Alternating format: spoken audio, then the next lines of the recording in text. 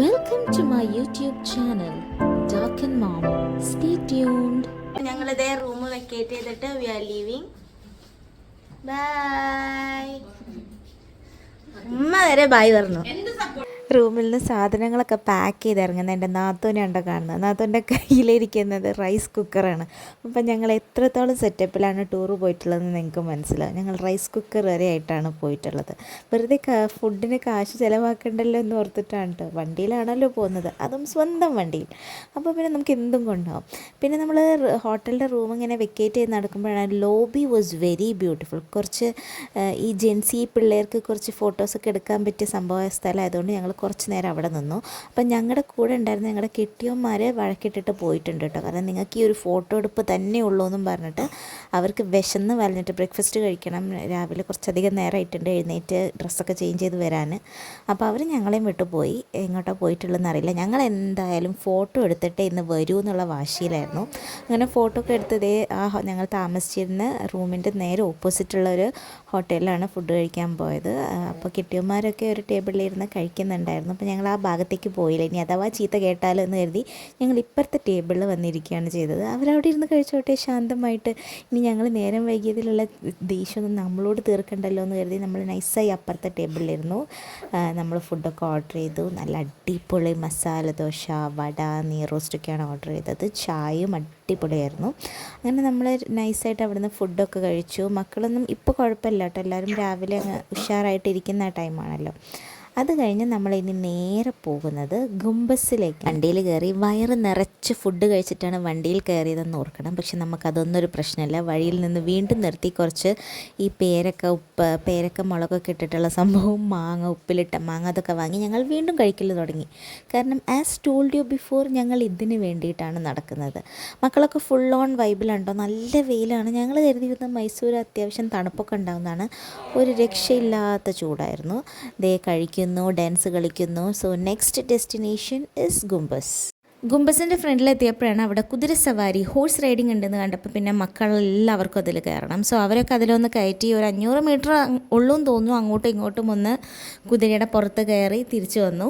അതിൻ്റെ ഇടയ്ക്ക് ഞങ്ങളൊക്കെ ഒന്ന് റെഡിയായി, മേക്കപ്പ് ഒക്കെ ഇട്ട് സെറ്റായി ഞങ്ങൾ വണ്ടിയിൽ നിന്ന് ഇറങ്ങിയപ്പോൾ അതേ കിടക്കണു ചായക്കട, അതേപോലെ സർവത്ത് കട, മാങ്ങ ഉപ്പിലിട്ടത്, ഇതൊക്കെ വാങ്ങി ഒരു റൗണ്ട് ഒരു തീറ്റ കഴിഞ്ഞു.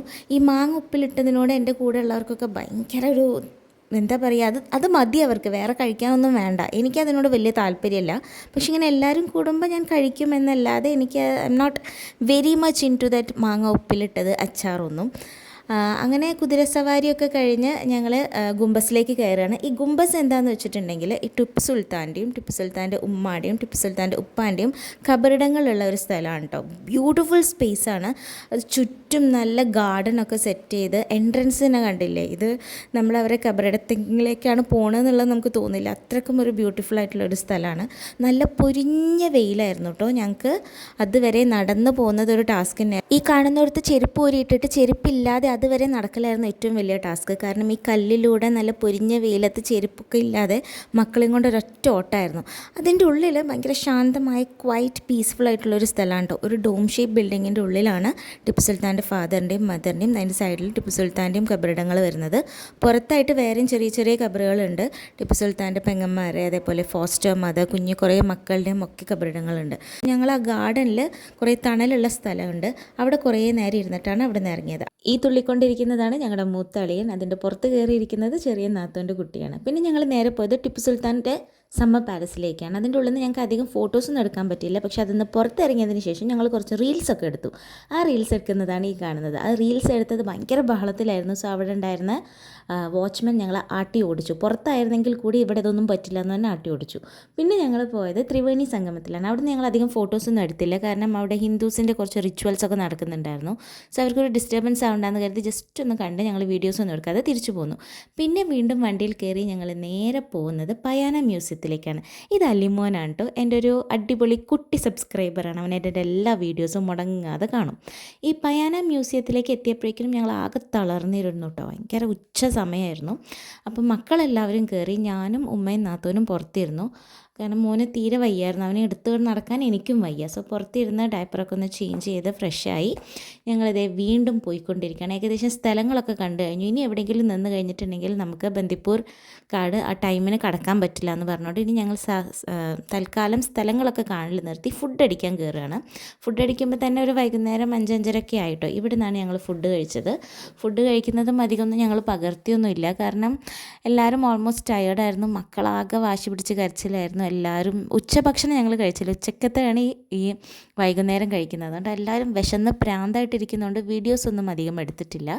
ഇവിടുന്ന് പിന്നെ ഞങ്ങൾ വീണ്ടും നേരെ യാത്രയായി. അടുത്ത ദിവസം പെരുന്നാളാണ്. സോ പെരുന്നാളിനെത്തണം, അതിൻ്റെ സന്തോഷമുണ്ട്. വണ്ടിയിൽ പാട്ട് കൂത്ത് ഇതേ ഇടയ്ക്കിറങ്ങി അത് കുടിക്കുന്നു, ചായ കുടിക്കുന്നു, ജ്യൂസ് കുടിക്കുന്നു, വീണ്ടും വണ്ടിയിൽ കയറുന്നു, ആടുന്നു, പാടുന്നു. പിന്നെ ഈ ചായപ്പൊടി അങ്ങനത്തെ സംഭവങ്ങളൊക്കെ ഉണ്ടല്ലോ, അത് വാങ്ങാൻ വീണ്ടും ഓരോ സ്പോട്ടിൽ നിർത്തുക. അങ്ങനെ കുറച്ച് ഷോപ്പിംഗ്, ചായ കുടിക്കുക, വീണ്ടും വണ്ടിയിൽ കയറുക. എല്ലാവർക്കും സാധാരണ നമ്മൾ ടൂർ കഴിഞ്ഞ് വരുമ്പോൾ ഒരു സങ്കടമാണല്ലോ, അയ്യോ കഴിഞ്ഞു പോയല്ലോ. പക്ഷെ ഞങ്ങൾക്ക് അതില്ല, കാരണം നെക്സ്റ്റ് ഡേ വീണ്ടും പെരുന്നാളാണ്. അപ്പോൾ പെരുന്നാളും ആഘോഷമാണല്ലോ. പക്ഷെ പെരുന്നാൾ കൊളാവുമെന്നൊരു ചെറിയ ഡൗട്ടൊക്കെ ഉണ്ട് കേട്ടോ, കാരണം ഇത്രയും ക്ഷീണിച്ചിട്ടല്ലേ പോകുന്നത്. അപ്പോൾ എന്തായാലും ഞങ്ങളിത് വീണ്ടും യാത്ര തുടങ്ങുകയാണ്. വണ്ടിയിൽ ഫുൾ ഓൺ മൂഡാണ് കേട്ടോ. രാത്രിയാണ് എന്നൊന്നുമില്ല, ഇത്രയും ക്ഷീണിച്ച് തിരിച്ച് വരാൻ. പിന്നെ മൈക്ക് എടുത്ത് കുറേ നേരം പാട്ട് പാടി. എൻ്റെ ഷാനുഖാൻ്റെ വക കുറച്ച് മോട്ടിവേഷണൽ സ്പീച്ചൊക്കെ ഉണ്ടായിരുന്നു കേട്ടോ വണ്ടിയിൽ. മൂപ്പർക്ക് പിന്നെ മൈക്ക് കിട്ടിയാൽ വിടില്ലല്ലോ. അങ്ങനെ കളിച്ച് ആടി പാടി ഞങ്ങളിത് തിരിച്ച് വീട്ടിലേക്ക് പോവുകയാണ്. കുറേ റീൽസൊക്കെ എടുക്കാനുള്ള പ്ലാനിലായിരുന്നു കേട്ടോ ഈ ഡാൻസും കൂത്തൊക്കെ. പക്ഷേ നമ്മൾ ആഘോഷമാക്കി വന്നപ്പോൾ പിന്നെ റീൽസിൻ്റെ പ്ലാൻസൊക്കെ മൊത്തം കൊളായി. അങ്ങ് ഫുൾ ഓൺ എൻജോയ്മെൻറ്റിലായിരുന്നു. മക്കളൊക്കെ ഞങ്ങളൊരു സൈഡിലേക്കാക്കി കളി തന്നെയായിരുന്നു. ഈ ടൂർ എന്ന് പറയുന്നത് ഞങ്ങൾ കാലങ്ങളായി പ്ലാൻ ചെയ്തിട്ടുള്ള ഒന്നാണ് കേട്ടോ. അതായത് പെട്ടെന്നുണ്ടായൊരു പ്ലാനൊന്നുമല്ല. ചെറിയ പെരുന്നാൾ തൊട്ട് ഞങ്ങൾ പ്ലാൻ ചെയ്ത് വലിയ പെരുന്നാളിലാണ് ഞങ്ങൾ അവസാനം ടൂർ പോകാൻ തീരുമാനിക്കുന്നത്.